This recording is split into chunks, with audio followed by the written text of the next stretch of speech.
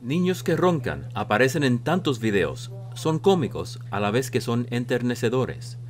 Pero como ya sabemos en los adultos, el roncar está vinculado a la obesidad y a la pobre salud.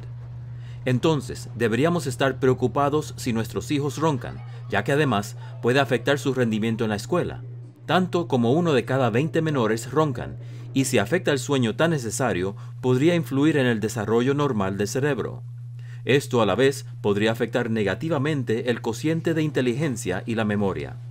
Peor aún, roncar puede convertirse en apnea del sueño si las amígdalas y adenoides en la parte trasera de la garganta bloquean temporariamente los pasajes de aire. Así como el apnea afecta a los adultos, puede además afectar el rendimiento del niño, llevando a un diagnóstico equivocado de déficit de atención. El roncar es tratable en los niños y detenerlo puede mejorar su comportamiento y trabajo en la escuela. Así que si escucha que ese ruido en particular proviene del cuarto de su hijo, no solo grábelo, sino además hable con su pediatra al respecto. Miguel Ángel Rivera, Voz de América, Washington.